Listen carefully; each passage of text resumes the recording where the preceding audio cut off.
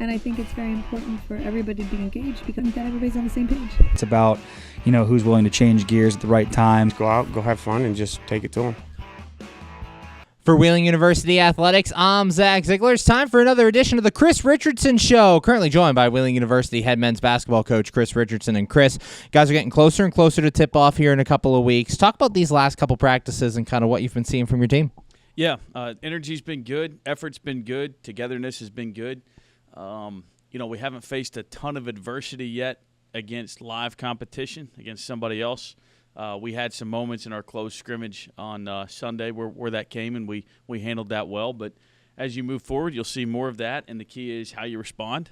And so far, I like what I've seen, but still plenty of time left and a lot of work to do. And one of the big points you brought up at MEC Media Day was the fact that you have a bunch of guys who are going to contribute this year throughout your team. Talk about that and what confidence that gives you as a coach knowing you're going to have so many options. Well, we talked about this on Monday as a group, and I think our environment within our locker room and within our program has steadily improved and really come a long way when you look at year to year from year one to now, beginning year 6. And that's a credit to our players, their patience, their investment. And so now we're at a point where we got a lot of guys back, and we got a lot of guys that have come in that have proved that they can play. And we got some guys that were here last year and redshirted that are ready to contribute. And so we talked on Monday as a team about, okay, the difficult job for me is going to be dividing those minutes. And the difficult job for our team is going to be accepting how those minutes are divided. And it's probably going to be different from night to night, from game to game, depending on matchups, and obviously, God willing, we stay healthy. But, if you have injuries that factor in. So that's going to be a big test for us, and I think that's a good problem to have. And I think our team understands that's a good problem to have. They believe in each other.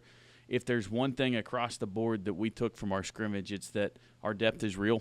We have a number of guys that can impact the game in different ways, and we can play lineups that, have good defenders out there, good shooters, good ball handlers, threats inside, and so on and so forth. So we got a versatile roster, and we got a roster full of good guys that understand that it's about the bigger picture, and really looking forward to seeing how that progresses over the coming weeks and months.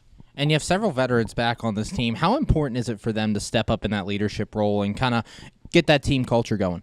It just helps when you have guys, as a young player coming into a program, maybe being asked to redshirt or not playing a lot. To have a guy that is now playing a lot who may be redshirted, or a guy who is now contributing that didn't play at all his freshman year or got limited minutes. And it's great for our older guys, too, because part of our mission here is leadership, developing leaders. And you learn how to lead through working through adversity. And sometimes adversity is as simple as not playing. Sometimes it's losing. Sometimes it's overcoming an injury. Sometimes it's something personal or something off the court. And so, I think where our experience really pays off is we have guys that can carry home that message, not because they're being asked to, but because they've done it. And so far, really like what I've seen from our older guys from a leadership standpoint and bringing those younger guys along. And you mentioned getting a chance to go against someone. You have a pretty big test coming up on Sunday, your scrimmage against WVU. Talk about the matchup and kind of how it came together for you guys. Yeah, obviously I'm a WVU alum. Went to school there, was around the program as a student journalist, and was so lucky to be around Coach Beeline and Coach Huggins, who have both been tremendous influences on my career. As I got into coaching, I recruited a lot of junior colleges and met Coach Hodge when he was at Midland, met Coach Hurl when he was at Northwest Kansas, met Coach Estelle when he was at Navarro College, and now they're all at West Virginia. Got a lot of guys there on that staff that have been a part of Division II programs, so they understand how important these games are for us from an experience standpoint, and just getting to be a part of that. And so it came together just kind of organically, through relationships. And we're so grateful and thankful for the opportunity, and looking forward to being out on the floor at the Coliseum on Sunday and having a lot of our friends and family and supporters there, cheering on the Cardinals. It'll be a great way to start the year. talk about facing adversity. Probably going to see quite a bit of it. You know, they're going to be a really, really good defensive team, as Coach Hodges' teams always are. They're big. They're athletic. They have a lot of firepower offensively. So we're going to be tested in every area on Sunday, and that's good because anything that needs exposed will probably get exposed on Sunday. And now we got the opportunity to learn, try to fix it, try to adjust where we need to adjust, and get ready for, Division II play starting here in a couple weeks. Currently joined by Wheeling University head men's basketball coach Chris Richardson. And Chris, a lot of you guys can be playing on one of the biggest stages they've played on in this game at the Coliseum in front of the WVU fans. What's that moment going to do for them personally? Yeah, it'll be something they never forget. They won't be thinking about that when, they're driving to the basket and there's a 7-footer that rotates over to wall up or block their shot. They're not going to be thinking about what a great experience it is at that point. But, I've been a part of these games at other places I've coached. We played Florida State. We played Duke the year they won national title, 2015. Our team at Central Missouri opened our season at Duke. Played Mizzou a couple times, Arkansas, Vanderbilt, and the size and the athleticism and the talent, is different than you see night in, night out in the Mountain East. But once you kind of get through all that and settle into the game, it's just another game. And when we look back after, it won't be just another game.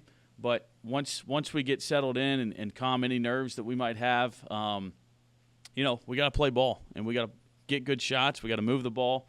We got to protect the heart defensively, force the types of shots that we want to force, and we got to rebound on both ends. And it doesn't matter where you're playing, whether there's 10,000 people there or 200. You got to do the things that help you win. There's things that help you win. There's things you got to get better at, and there's things that get you beat. So do as many of the things that help you win. And try to eliminate the things that get you beat.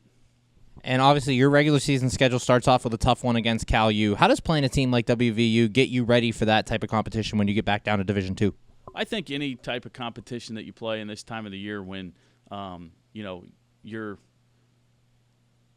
divorced from the outcomes, the scores don't count, right? You can focus on the process and on the, just each possession and each situation that comes up. I think that gets you ready, not just for Cal or Clarion or Slippery Rock, but certainly Mountain East play as well. And so preseason is all about growth.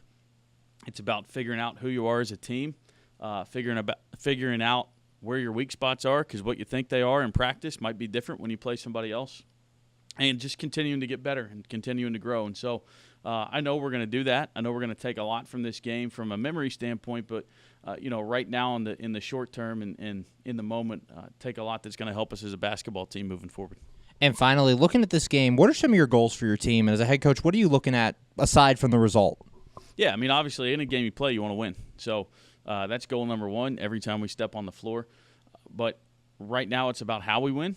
And so if we can do the things that we feel it's going to take for us to win, share the ball, get great shots, run good offense, cut hard, get the defense spread out so we can attack space. And then on the defensive end, shrinking the floor, taking away good shots and forcing good shots for the defense, tough shots, contested shots. And then, like I said, rebounding on both ends. That's what I want to see. I want to see us play Wheeling Cardinal basketball. Now, WVU is going to play how they play, and how they play is very aggressive and physical, and there's going to be some things that we have to adjust to from that degree, but we got to keep playing like we play, and if we do that over the course of the season, really, really excited about where this team could go. Thanks, Chris. Good luck this weekend. Can't wait to see you out there. Thanks, Zach. Go Cards. For Wheeling University Athletics, I'm Zach Ziegler. And I think it's very important for everybody to be engaged because that everybody's on the same page. It's about, who's willing to change gears at the right time. Go out, go have fun, and just take it to them.